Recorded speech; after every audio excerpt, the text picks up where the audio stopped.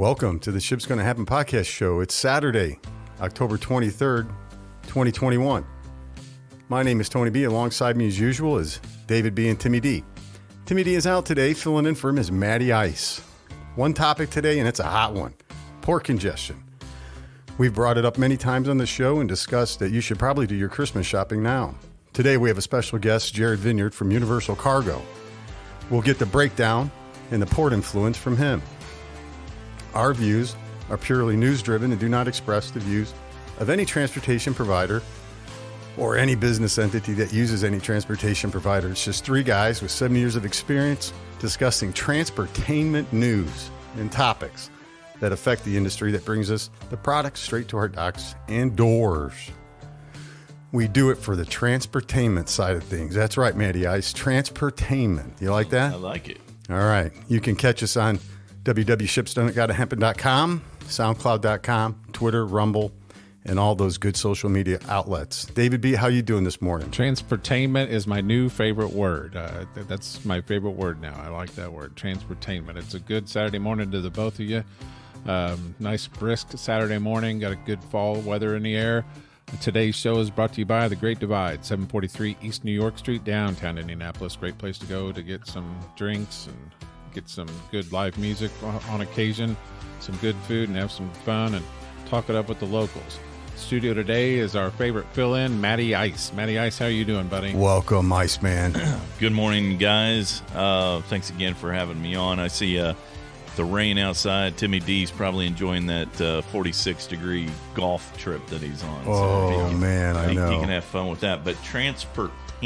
You like now, that? Did you copyright that? Is that your original? I probably should. Yes, I will admit, I did invent that word. Wow. Yeah. You might want to get a hold of that now. That's like the Pat Riley three-peat, right? Well, when you first said it, I thought, did he just misspeak? And then you said it again, and I was like, okay. Yeah.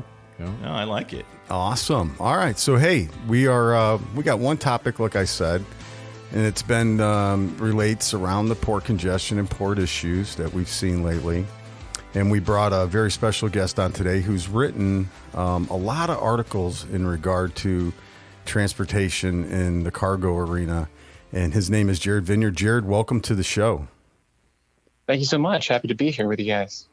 Thank you. Yeah. So Jared, you've been doing this, I think, you and I talked off, we can bring that up now, but you've been doing this for like 10 years, right? So you got kind of good feel of what's going on out there. We just wanted to start it off with, in your words, for us in the Midwest, we don't really know what's going on at the ports, and you're obviously out there. So you got a good feel for it and write about it and written a lot of great articles about it that you can go to Universal Cargo and hit on the blog site there and get all those articles. But in your words, what's led us to this point and what's going on out there at the ports? Well, there are a lot of things that kind of led up to this. I don't know, most people are just trying to blame it on COVID and stuff, and that kind of played a role. But really, it's kind of this perfect storm of a whole bunch of different factors that came into play to get to this point. The ports, I don't know, a lot of people think that they're just suddenly right now congested because right now is when, President Biden's jumping in and talking about it, stuff like that. But it's been literally the entirety of his presidency. The ports have already been congested like this, and they were for months before it. One of the biggest things, the biggest factors that, I've gotten into, for years is the carriers, the ocean freight carriers that really dominate this industry, shipping goods from China to the U.S. and just countries all over the world, right? Mm-hmm. The competition between them has shrunk and shrunk and shrunk, especially over these last 10 years, this last decade, as I've been writing about it. For a while I had like this carrier craziness bracket that I would update, kind of like a March Madness bracket, where you're just kind of eliminating, the different companies that are, merging together, or getting bought out, or, Hanjin Shipping was this a really big, shipping carrier giant and stuff, and just went down altogether.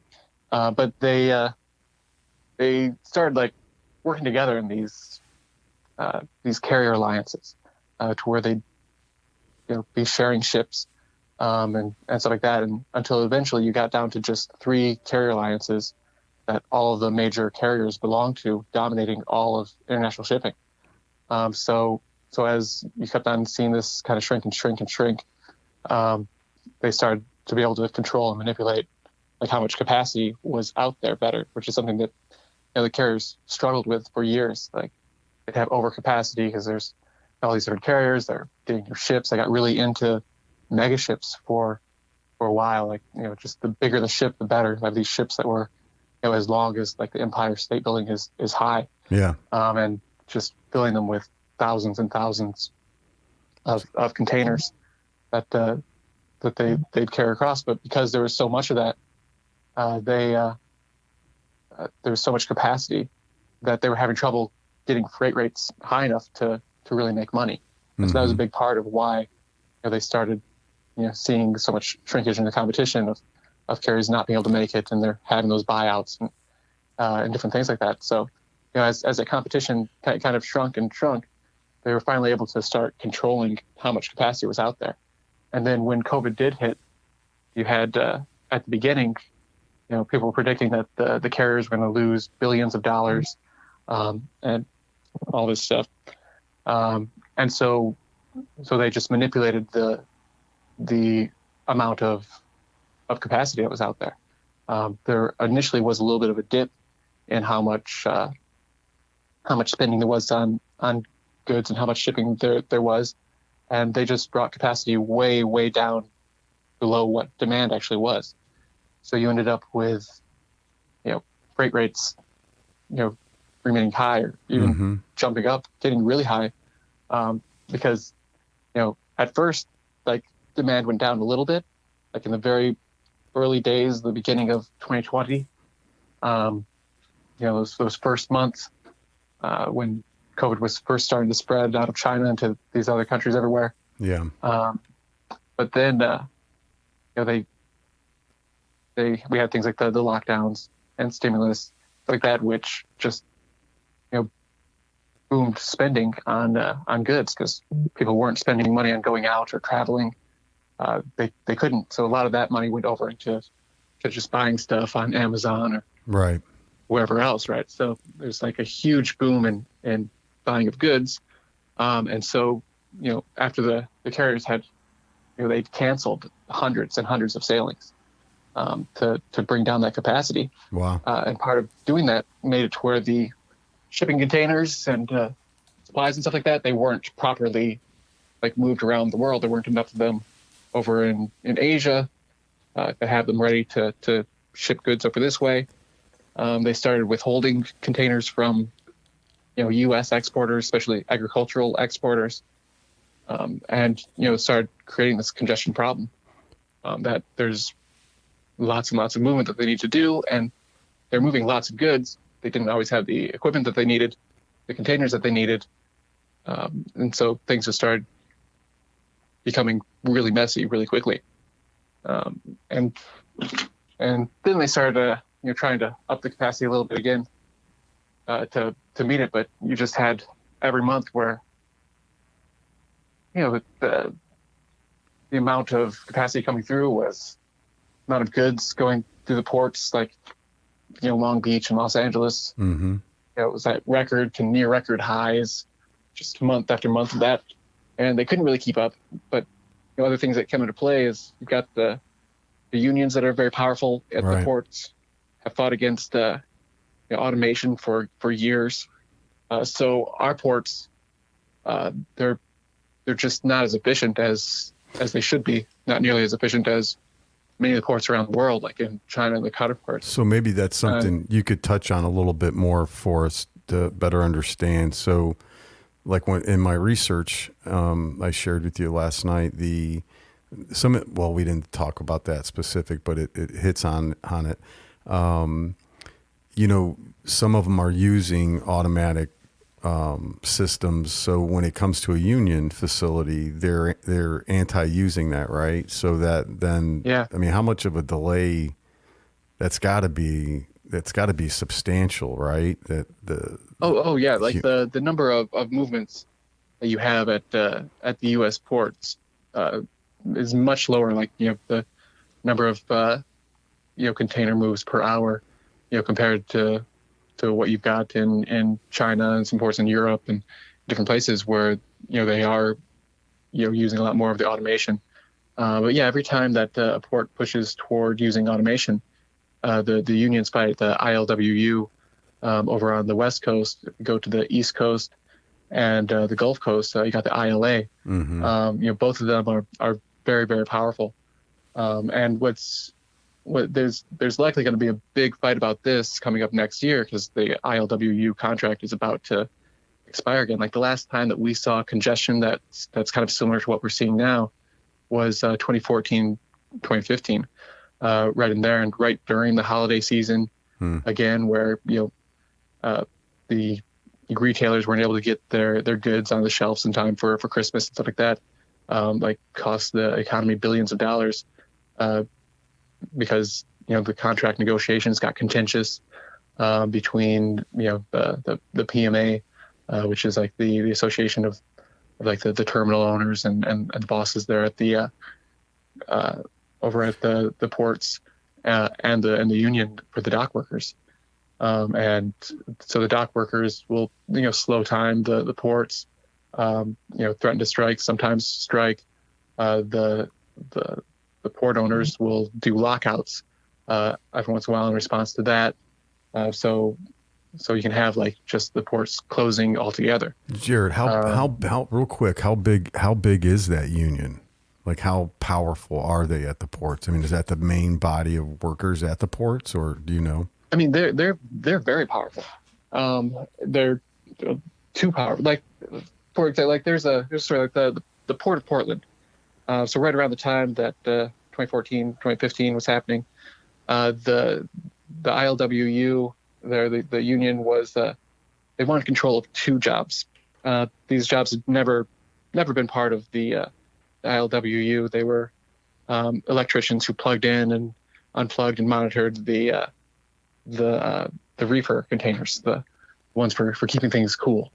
Right. So these jobs have always belonged to this other union, this electrical union, but the ILWU wanted those jobs. They wanted control of every job. Mm-hmm. And so they just started slow timing the port, not moving the stuff very well, and really were able to do that during the negotiation period when things got a little funny with the contract has ended, and they've got even more leeway with being able to try to do strikes and slowdowns and things like that. Although they did get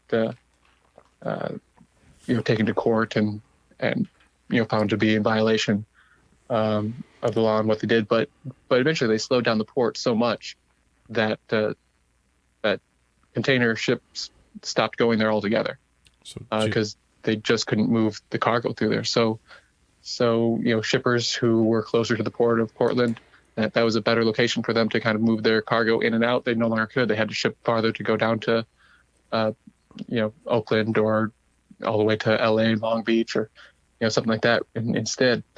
And actually at that time Hanjin was the biggest carrier that came through and carried things. But but they just stopped altogether because they just weren't making money. They weren't getting the cargo through. It was causing too many problems. So really they took down the port, cost who knows how many union jobs over trying to get control over two, and just being angry at the ownership for not giving them those two jobs. Right. So, hey, Jared, this is David. Again, welcome to the show, and we appreciate all your information that you've given us so far. So with the current conditions, and since they're not willing to automate out there at the ports, what's the average time to unload a shipping container in its current status? That's a good question. I remember seeing like 20 cargo moves per hour some years back. I haven't looked at it too much recently to see what the current thing is to compare it to to our current numbers, but I mean it's definitely it's less than what we would like. And it's not that there's totally no no automation. The in the contract they did get in that they're supposed to have it. The problem is every time that they try to execute it and bring in automation, it still gets fought whether or not the union has agreed to it inside of the contracts. Anyway, I mean they have very large salaries and perks and things that are gone. So they'll they're like, okay, you pay us more money, we'll go ahead and we'll let you put these things in there. But then when it starts coming through, the unions tend to see the automation as an existential threat, really. Like this is eventually going to just take away all of our jobs. Yeah. Everything's going to be done by machines, and so they just want to fight it and stop it. But in doing that, it holds back the ports from being nearly as efficient as they should be, and then we end up with this kind of thing when we have this big increase in the amount of cargo coming through. The ports can't handle it and can't keep up. So how do you think that, just in your own opinion, with this contract coming to an end and they're going to negotiate a new one, do you see it stay in the status quo, or do you think that this time they're finally going to understand that some changes need to be made? Well, you broke up a little bit there, but I think I follow what you're asking, just how I think things are going to play through with the new contract. Yes, sir. Yeah, so I think we're going to have a fight. Is what's most likely going to happen here. Is the PMA and the ILWU are going to fight over the automation issue, and I'm sure there'll be some other issues too that are sticking, but that'll probably be the biggest one. And if things get contentious, like they often have when you've got these contract negotiations between the union and the ports, the terminal owners, all that, then the ones who pay the price are the shippers and the economy. Usually in the billions of dollars is what it ends up costing. 2014, 15, you had like the agricultural exports just rotting on the docks instead of getting shipped out, and there were contracts lost, international contracts lost from for different U.S. agricultural businesses and stuff that were never regained.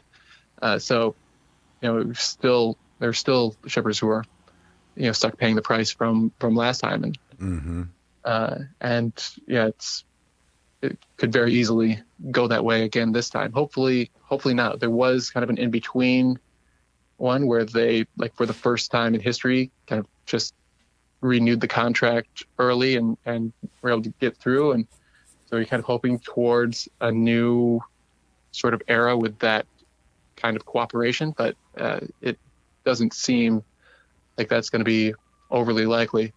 But that was, people were still feeling the sting from the 14-15 thing, and the ILA had managed a smooth transition in their updated contract, and so a lot of cargo got diverted from the West Coast over to the East Coast, and I think that added some extra pressure for the union and stuff to get things done. Like look, you're gonna lose hours, you're gonna lose work, if too much of our market share gets taken. So we'll kind of see, but it's looking more and more likely that there's going to be a big fight, and it's rough because we've been going through all of this congestion for the last year and a half, and we'll finally get it under control here come the new year 2022. We're right at the point where things should start to improve, and then you've got that kind of looming that, okay, we finally get things moving kind of smoothly, and then we can head right back into another mess just like this. Did you have a question, David? No, I'm just listening. So really quick, one more question, I guess. What is the length of one of these contracts? Like 3 or 4 years, or how long do these contracts last? Yeah, so let's see. I want to say they're usually around 3 years, five years. It kind of depends on the year, let's say the 2014, 15 one. I think there was one contract update between then and now. So somewhere around 3 years, something like that. Do the union workers probably prefer the longer contract the better, because that's just more job stability for them, correct? Well, I mean, I don't know if it's longer, then they're kind of locked into that amount of money. Right. It could be good or bad. Inflation and things like that. So the sooner that they can get an updated contract, they always seem to manage to get more money, bigger contracts, more benefits. So I mean, they probably like it to be a little bit shorter, so that they're staying well ahead of inflation. So Jared, which is tough at this point. Yeah, I'm sorry. Go ahead. What'd you say? Which is what? Oh, difficult at this point with how fast inflation is rising. Yeah, exactly. So if I'm getting you right, if I'm feeling you right here, so prior to COVID, there were a lot of consolidations going on in the industry, right? Your industry. Mm-hmm. And then that led to less capacity being available and kind of the big dogs, kind of a monopoly type thing going, right? Yeah.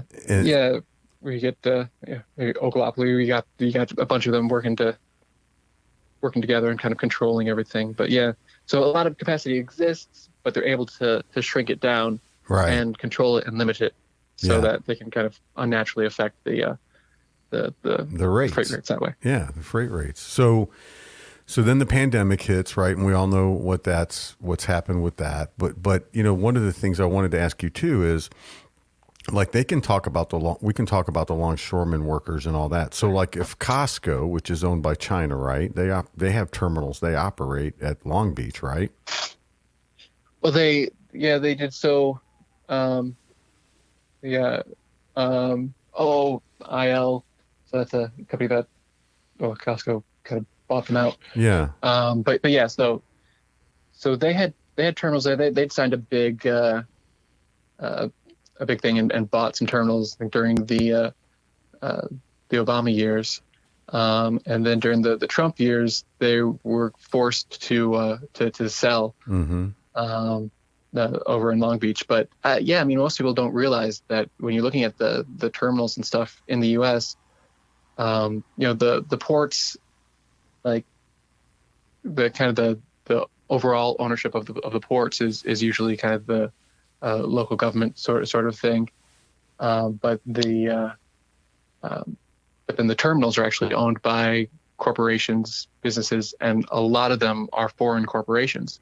And on top of that, these foreign corporations are often owned by, or at least subsidized and partially controlled by foreign governments, which is kind of this weird security threat. Yeah. Really, when you think about it, is that our points of access to the country for our goods getting in and out, a lot of the security around that is controlled by foreign entities and foreign governments, foreign companies.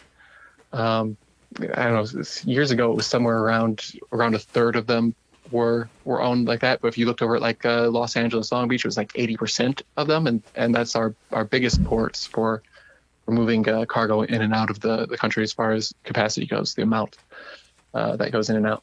Yeah, because that's one of the articles that led me to you when I was researching this for one of my topics on the show. I ended up getting my hands on the U.S. military's, and it's open to everybody, but I got my hands on the U.S. military's dissecting of the ports and just kind of stumbled on it. And that's where and then I came across one of your articles. I was astonished that the influence. So I guess my main question is, any president, any government official can go yell at the port all they want, right? But I mean, Costco's workers aren't. I mean, I'm sure Costco takes in other containers other than its own at its terminals, right, to keep revenue or create revenue. So I mean, the government is going to have to ask for cooperation. They can't, you know what I mean? They can't really force someone at the port that we don't control to work 24/7. Yeah, I mean, it's tricky. As far as what they can do. So there is a level where the government can kind of step in and force a company to sell or something. There's like, if they deem it kind of a security threat, or if they would say this is kind of an antitrust issue where you're controlling too much that's going on. I mean, Costco is this huge shipping giant in the industry, but it's state owned. So I mean, it's really, the Chinese government controlling a large chunk of the industry. And I mean, they've bought up terminals all over the world, where they kind of, operate the terminals, and they've, got these ships that are, I want to say that they were somewhere like number 3, as far as your ranking, like that's what I carriers by size. Yeah. Like Maersk was number 1, and then MSC, and then Costco. Yeah. But I mean, it's a massive company. And when they first kind of joined, there were these two big shipping companies in China, and both of them, the Chinese government had a hand in, and then they just kind of merged them together and made it into a big thing. And when that first happened, they were talking about, it was actually bigger than Maersk in terms of its capacity for a moment there. Is that the CPM? Yeah. Is that the CPM group or whatever that they created with the other the other group, the other company? I think OOCL. I'm remembering the name, all the acronyms and stuff correctly. And those two, combined. Matty Ice wanted to jump in here and ask you a question. A couple of thoughts. One, it sounds like with I didn't realize the foreign entities in the ports. I mean, it sounds like the beginning of a Tom Clancy novel that could bring in espionage and all that kind of stuff. Yeah. So, and then the second point, just to hear that unions are holding a company hostage from trying to become more efficient. That's also a new one to me, and a shocker that could actually be happening. Not. No, but so we're sounds like we're really down to 3 major carriers. From a price standpoint, are these carriers fairly comparable? I mean, does it seem like it's maybe? I guess maybe you couldn't say there's collusion, but is it almost just kind of a wink? Everybody understands they're going to be paying what they're going to be paying. There's always been collusion issues with carriers and stuff in the industry. Like there have been some antitrust busts and different things, and people getting being found guilty of collusion in different areas, even over recent years, of some of these carriers and stuff. But yeah, I mean, it's not that it's 3 carriers, but it's all the major carriers into the kind of these 3 groups where they work together. So you got the 2M, and actually I could even probably pull up my little bracket somewhere if I could find it quickly. I could list who's in these things, but got the THE Alliance, the Ocean Alliance, and the 2M are your 3 big alliances that really dominate all of shipping. Are these private companies or are these publicly owned companies? No, so each one of these, each carrier inside of these alliances, is its own corporation or whatever. But I mean, some of them, like Costco, you're talking kind of the state-owned sort of thing, where the government has a big stake in it. Hanjin, which I mentioned a couple times, it was one that was kind of a state. At the very least, kind of subsidized, kind of kept it afloat when things were kind of rough in the business, but it wasn't doing very well, and eventually they just stopped subsidizing it, and it completely collapsed and went bankrupt, and it was this massive kind of shock in the industry. But we already had these alliances, and it was a member of one of the alliances, and so its ships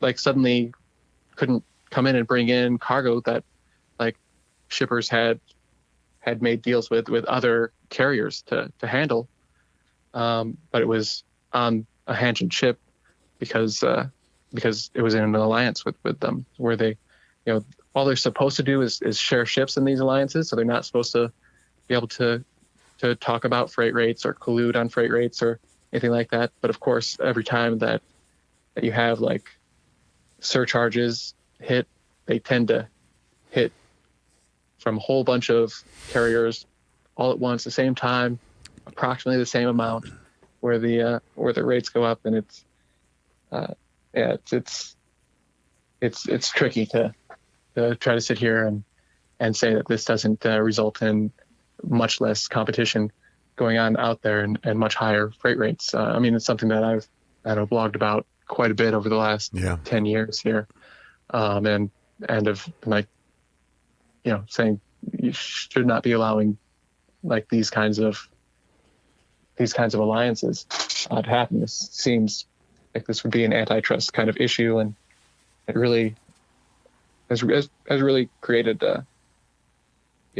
some issues in the industry as far as there's a potential problem if one of these carriers goes down or has a big issue like Hanjin did, then that affects everybody else that's in that alliance, and everybody's shipping stuff. Shippers aren't able to diversify as well. Be like, okay, I'm going to send some of my goods through this carrier, some of my goods through that carrier, so that I don't have to worry about them all being on the same ship. But then they can just get all thrown on the same ship because the carriers, share ships. Wow, I didn't know that. Yeah. And so when you've got like a big accident, like there was just this last year, there was a cargo ship that hit some choppy weather and some big waves and stuff like that. I mean, it lost tons and tons of cargo. One of these massive mega ships over the side. The rest, the stacks on the ship kind of collapsed on each other. So even the cargo that was in the ship, kind of fell. It was on its way. I think it was on its way to Long Beach. It was right around Hawaii when it when it hit the weather, and like all the cargo and stuff, got either lost or damaged and stuff, and it turned around and headed back to Asia. And so, wow, the shippers, just stuck. They're not getting their cargo. The cargo might have been lost, might have been destroyed. Even if it did make it through it, this would be massive delays in ever getting it. If they can ever manage out of there. So, I mean, that's, where your shipping insurance and stuff like that comes into play, for events like that. But the risk has significantly increased, and part of it is this big movement toward these much larger ships, which is part of the congestion problem that we have as well. Ports, have to try to handle, a ship that comes in with over 20,000, shipping containers on it, and they're never asked to handle like that amount of cargo in like one time from one ship before, and like there are just tons of ships that are like that now. Right. Where you've got ports that are having to dig deeper in order to even be able to get those ships in to come and dock and be able to unload them. Is there an end in sight to any of this, Jared, or is this the new norm? Say that again? Is there an end in sight to any of this, or is this the new norm? Well, there are a lot of issues that are kind of all adding up to the problems that we're seeing. At the same time, like, you do have a lot of advancements going on in automation and stuff like that. So supposing that you can get it through, and eventually it has to move forward, because there's just no way for the ports to operate without it, to be able to keep up. So getting that past the unions eventually helps.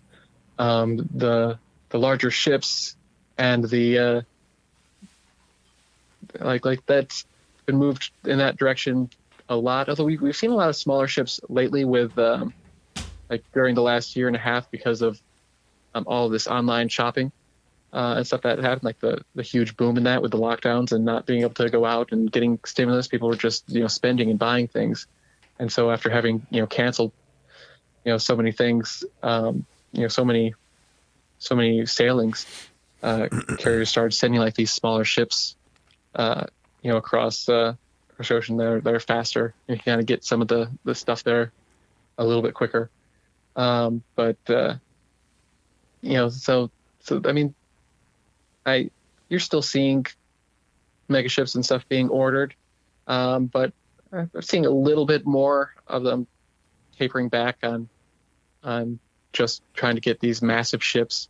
Because I mean, the whole point of forming these alliances and using these enormous ships was to make it to where it'd be more efficient for them, that they would be spending less in moving cargo around the world, and that was especially important when they were having trouble with keeping up with the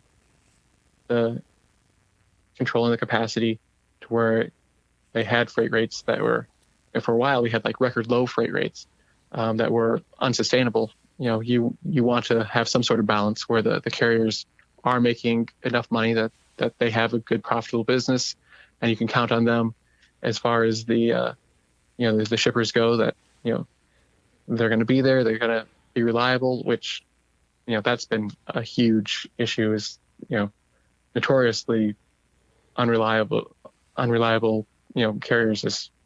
It's just been kind of a norm in the business for as long as I've been in, and long before that, from everything I can tell.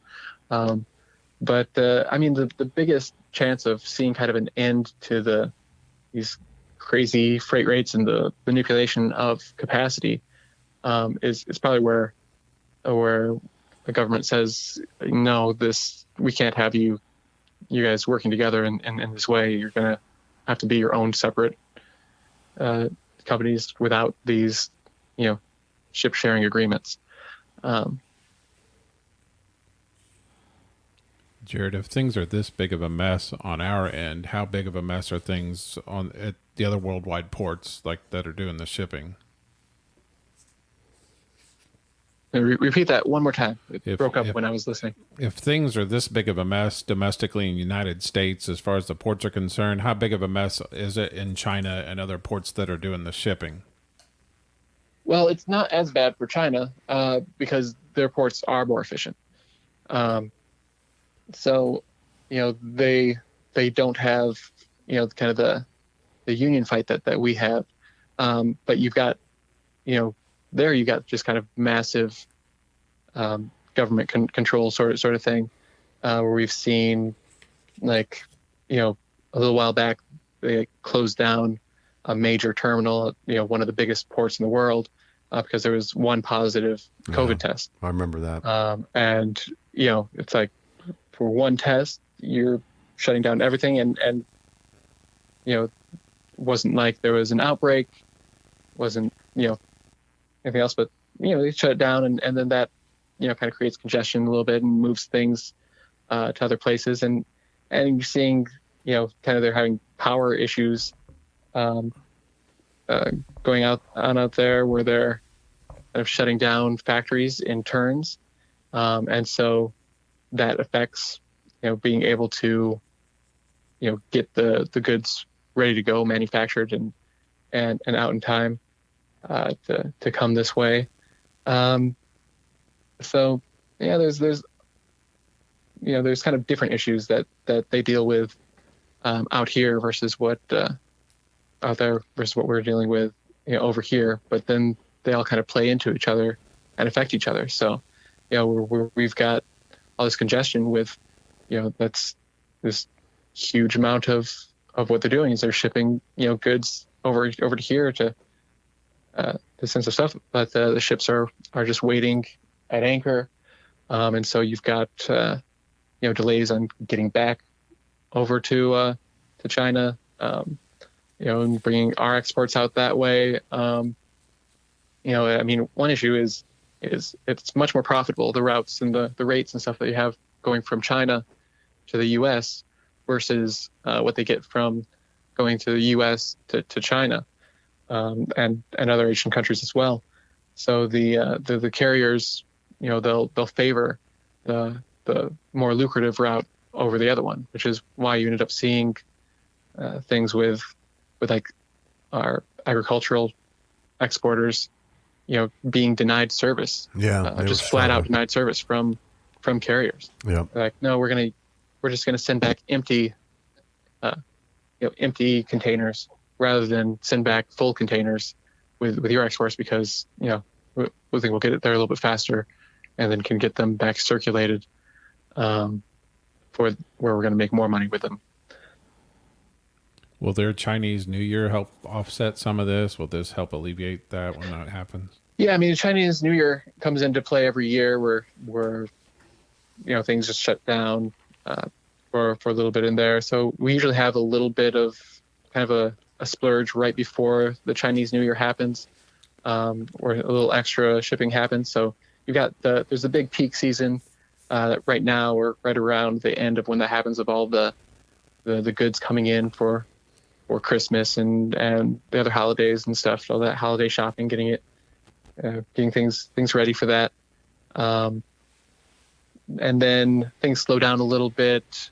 And then as you got that moment there in January, heading into February before the Chinese New Year happens, wherever it hits that year, you get that a little extra splurge, and then things slow down, and you're into really a slower season for international shipping in general, during which time, often the ports are a bit congested and stuff during this peak season, this time of year, and then they're kind of catching up and getting everything back smooth during that time.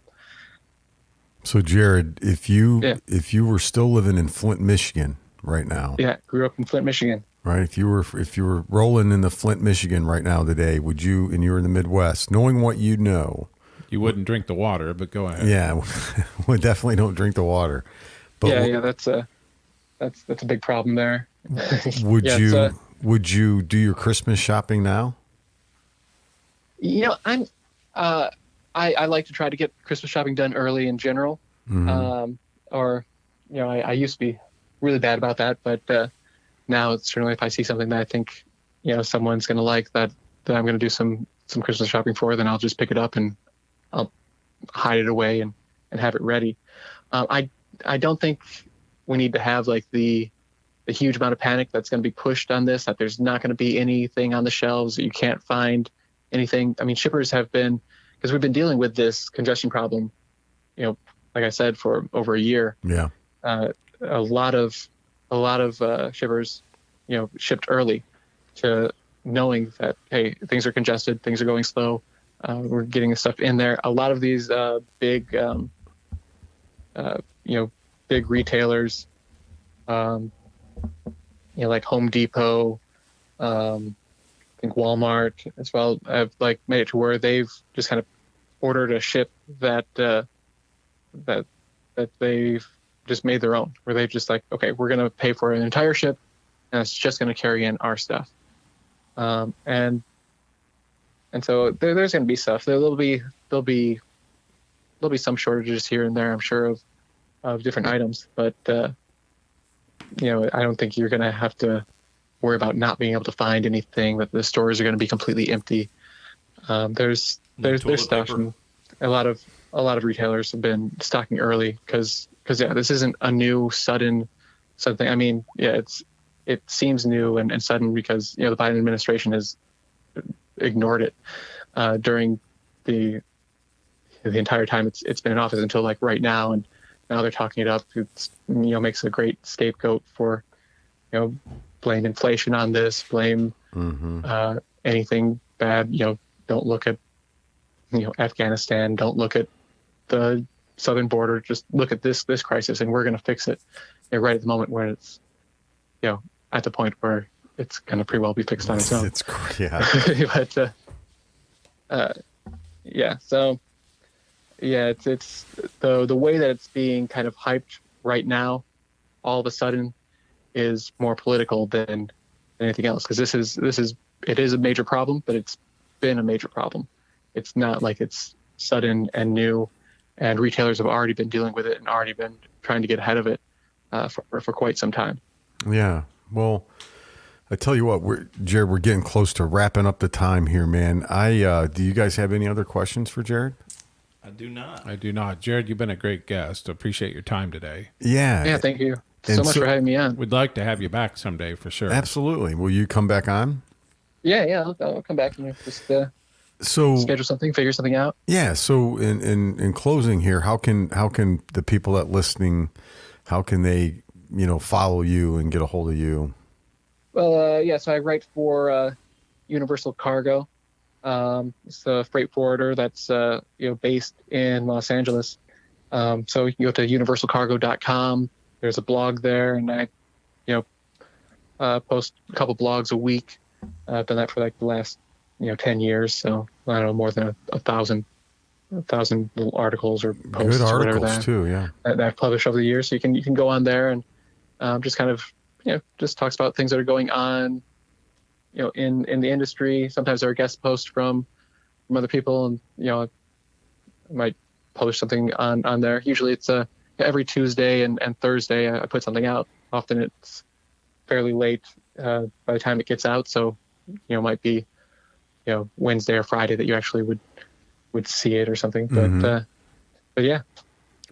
Man, great stuff. Really appreciate you coming on. You educated me into some things, and I'm sure David and Matty Ice as well too.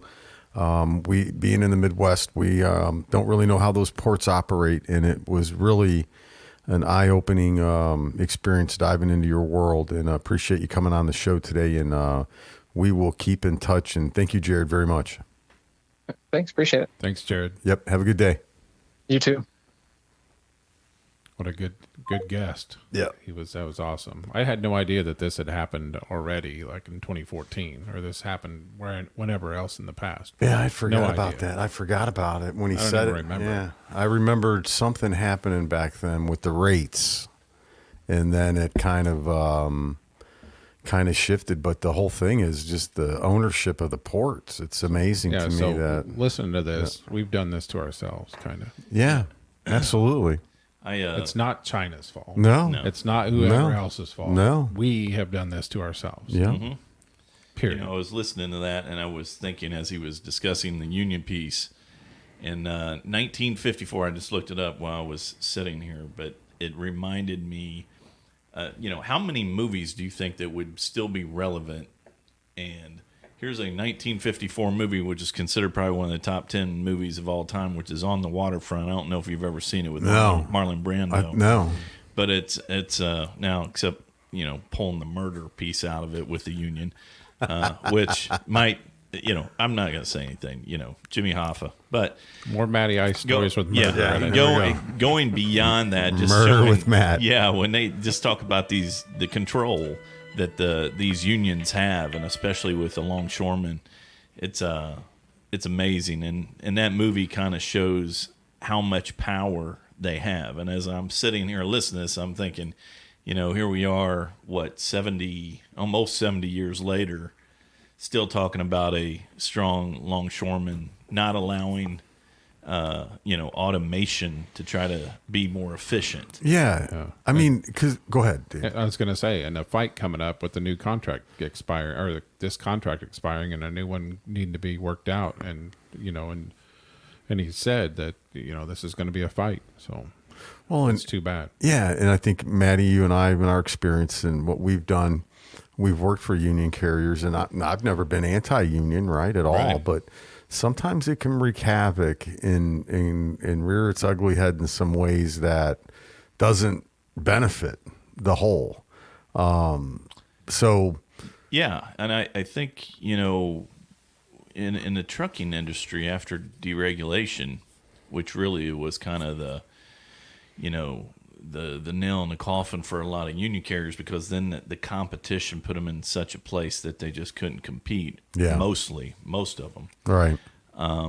It sounds like, and again, just being very novice on understanding on how these ports work, but with the terminals, and it sounds like you've got foreign entities involved. Yeah. You got a very strong union with no non-union competitor, right? That's key.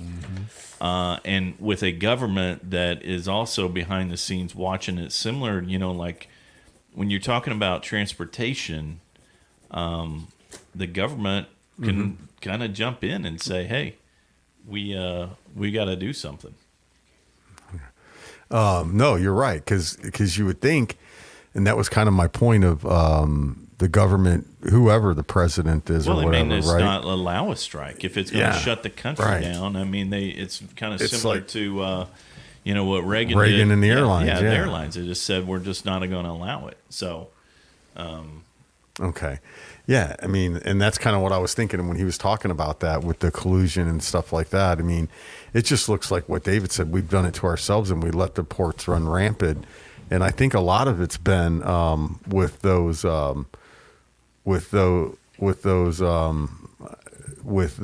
contracts made. Like, so when I was researching it, and what I had showed David earlier was the Naval War College assessment of the ports. Yeah, right here. And it goes through the 5 they're the most worried about. And it's L.A., Long Beach, Houston, Miami.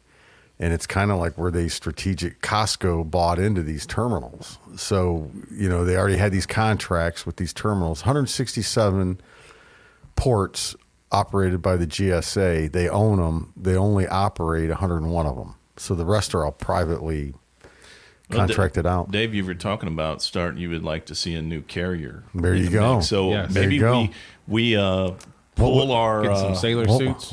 We pull our $20 together and maybe get a few other investments, and we open a non-union port and a carrier, and we compete. And then, but I'm pretty sure if we got anywhere at all, we would be clicked off by the union. Yes. So we would be safe on the Whitewater River. Yeah. They would pay the South Africans to come get us. Come hunt us down and sink our boat. Chinese coming in, taking us out. SS Matty Ice. And again, there's your Tom Clancy novel. There you go. All right, I wrote it for you, Tom. Yeah. You're welcome. There you go. Good one. Yes. Nice. Exactly.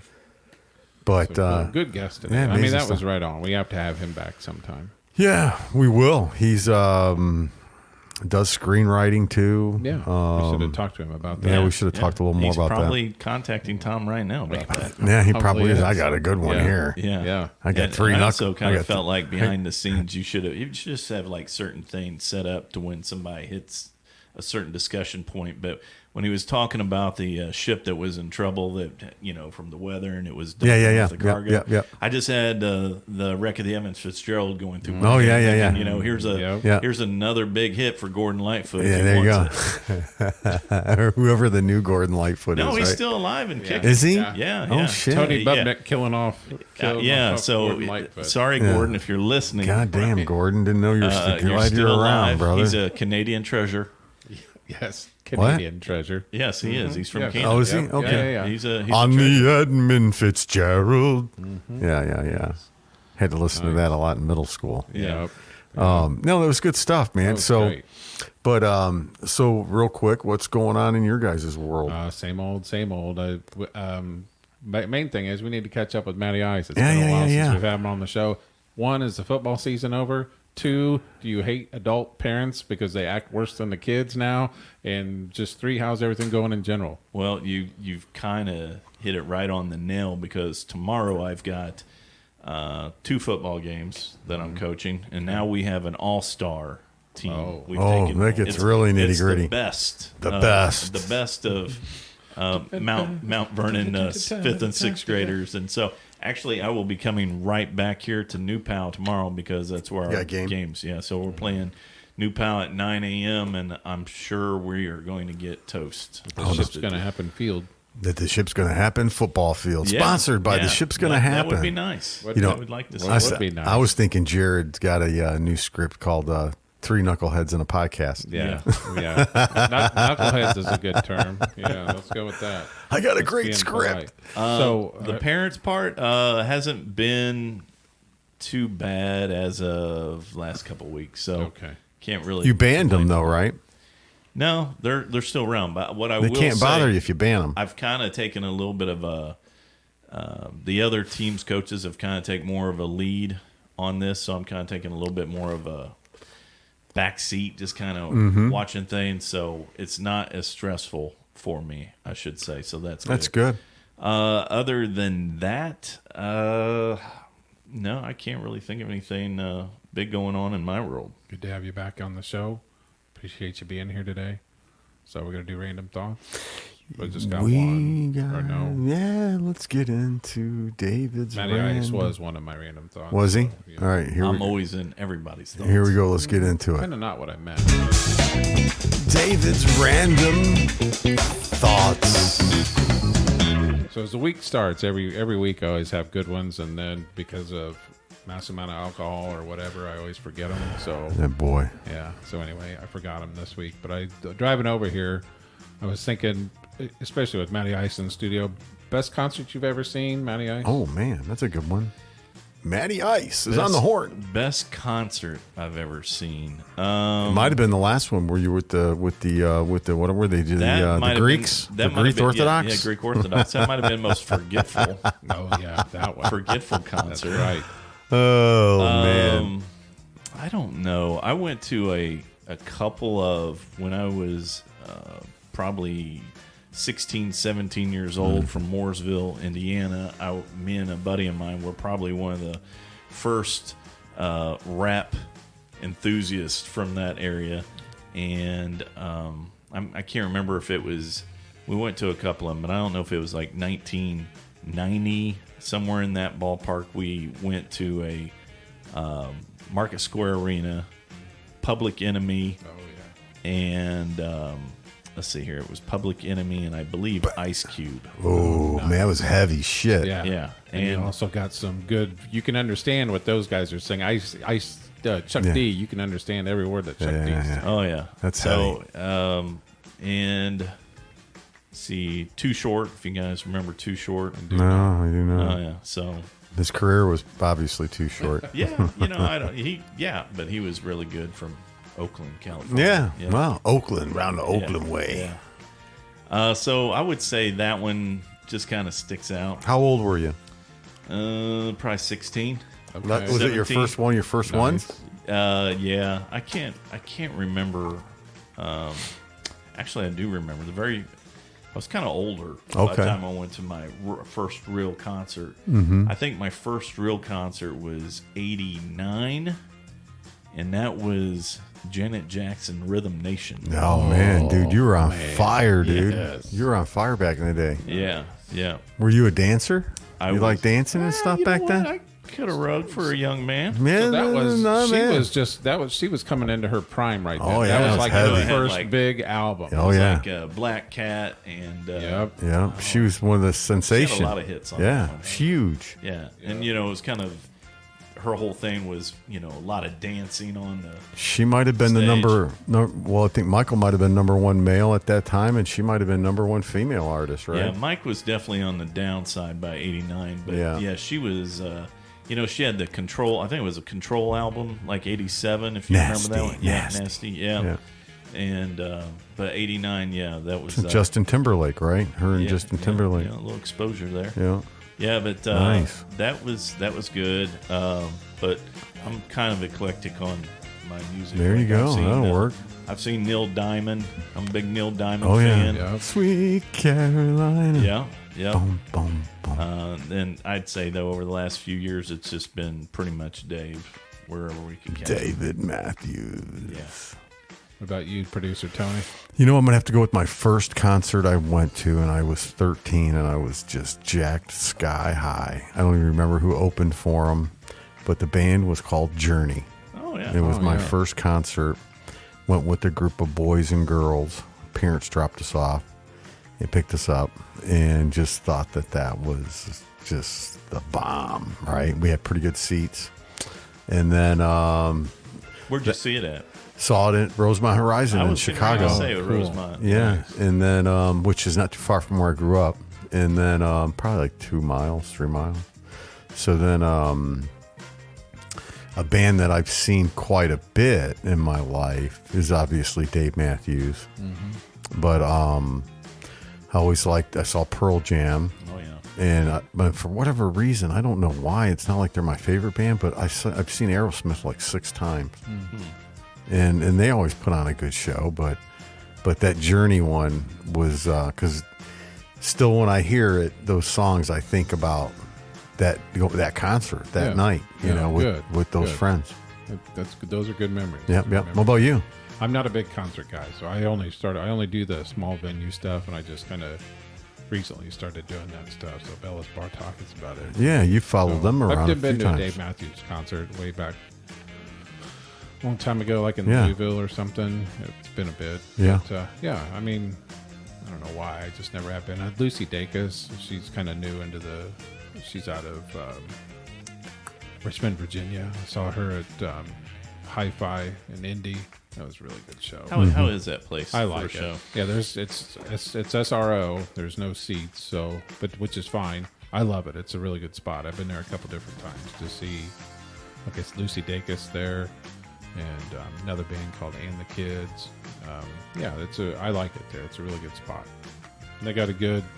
Their calendar's out for almost a year now, probably. I mean, it goes way into next year, so it's kind of good to go and see who's coming in that might be new and go see a different show or whatever. So I just like the smaller places. I'm not big. Of course, always a good show with the Slippery Noodle too. Slippery Noodle, the oldest bar in Indianapolis. Yeah. You mentioned the Rosemont Horizon, and when I hear that, what always pops into my head, because in the mid 80s, let's see here, I would have been probably around 12 or 13 years old. I was really huge into the WWF, and I remember that the second WrestleMania was split into 3 cities: Oh, yeah. New York, Chicago, Rosemont and LA. was huge. And It was the Rosemont- biggest stadium at its day. And one of the Rosemont biggest. had the its main part of that was there was a battle royal, and I remember that, and I can't remember who won it, because I don't think usually Andre Giant always showed up at those and won all of them, but I don't think he was it. It's probably pretty. Whoa! No, what year? Ric Flair. This was 85. No, Rick was not in NWA. WWF. Yeah, he was NWA. Yeah, and so Damn, you guys know your wrestling. Oh, I knew it back then. I knew it real well. Yeah, but me too. I do. What was funny is because it was in Chicago. Rowdy Ron Piper. No, Rowdy was doing The something Hulk. else. No, The Hulk was huge back the then. Hulk was in L.A. wrestling a steel cage match. with Damn, King Kong Bundy. Oh God, I remember King this Kong quite Bundy. well. But no, it was the Refrigerator Perry was one of the Battle Royal contestants. All right. Yep. Out of This is 85. Yeah, Yep. yeah. 1985. 1985. So I can't remember who won it. Do you remember I that? do that not. So- WrestleMania 2? So Tony, I would look up if you're looking. Yeah, there you go. You're fine. Yeah, it's the Royal Rumble. Royal Rumble is the name of the. Or the Battle Royal? Yeah, Well, I don't whichever. remember. Maybe it is. Yeah, I can't whichever. remember. Yeah, it was Pretty sure it's the WrestleMania Royal 2. Rumble. We'll figure it out. Yeah. So I do not remember because I was more of an NWA guy than WWE or WWF at the time.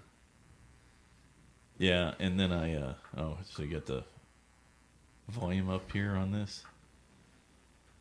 Hang on, Is this the Rosemont, Tony? Oh, or there is we go. this- This might be it. Might be. So WrestleMania 2. You're listening to There the you Ship's Gonna Yeah, Happen that- show. For those of you that don't know, you're listening to the Ship's Gonna Happen Exciting show. radio. Yes. Yeah, exciting radio. Yeah, Yeah, so this is it. Mean Joe. Mean Joe. Mean Gene. That's Mean the Gene, dude from I'm sorry, NBC yeah. in Mean Gene Chicago. Wilbur. Yeah. Yeah. So the dude that just Rest his soul. the dude that just introduced him was the NBC sports guy from Chicago. So that's definitely was it? yeah, it's Rosemont. Which one? I don't remember his name, but he was on NBC. Okay. Yeah. But yeah, this We is have the volume there. We might know. Yeah, so he introduces all, I think it's like 20 people.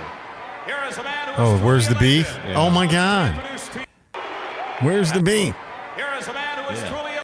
And, some What? of these are like no-name people. Weighing Pretty big dude. 265 Holy pounds. shit. One of the greatest defensive ends ever to play pro Ed Too Tall football. Jones? Harvey Ed? Martin. Oh no, Eddie Harry Martin. Yeah. What the hell? Who won this damn thing? Oh, what was a brawl, dude? Look at the fridge. Jim Brunzel.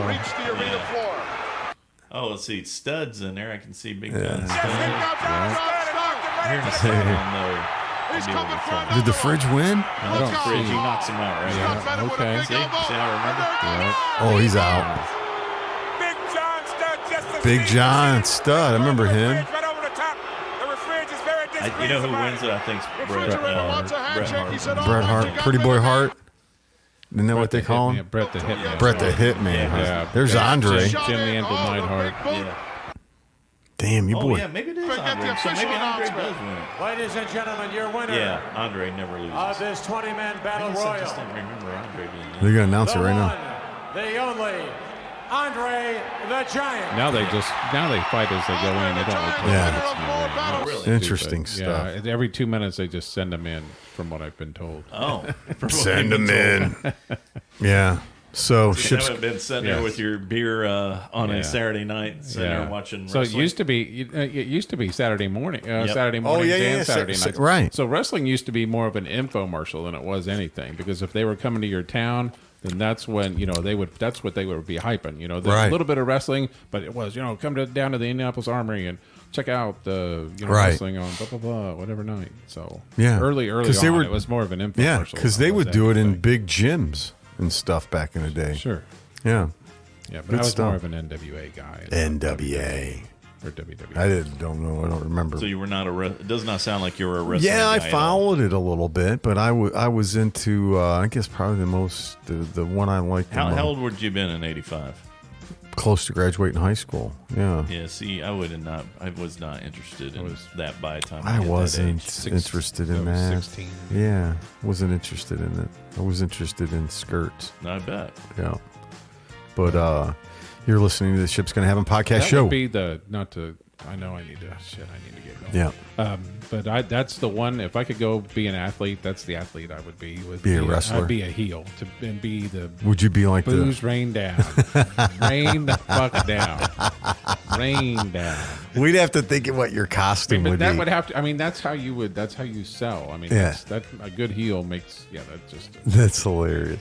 That's Maybe great you could stuff. be like the drunken wife beater or something like that. yeah. No, it yeah. needs to be made up. Oh no, wait. Oh, Yeah. There we go.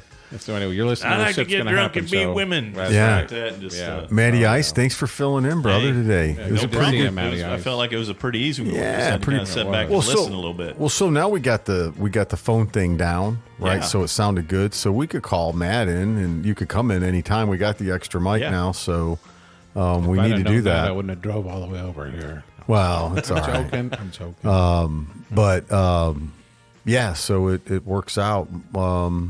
Anyway, I thought it was pretty good. I like Jared. He did a we'll great keep job. we'll keep connection with them on the cargo situation.